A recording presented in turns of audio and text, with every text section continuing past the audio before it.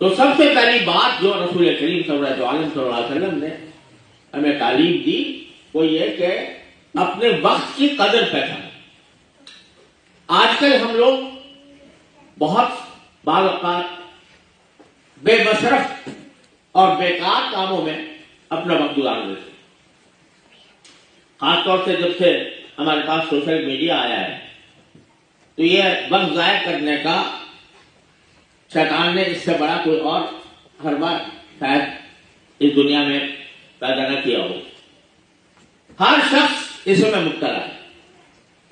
ضرورت ہو یا نہ ہو, بہت سی ضرورتیں بھی اس سے وابستہ ہیں, بہت سے کام بھی اس سے ہوتے ہیں, بہت سے فائدے بھی ہوتے ہیں.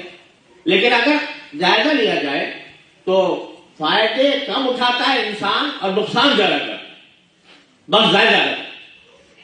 اللہ تعالیٰ نے یہ وقت اتنی قیمتی چیز دی ہے کہ ہم اگر چاہیں تو ہر وقت کے ایک ایک منٹ کو اپنے لیے جنت کا سامان بنا.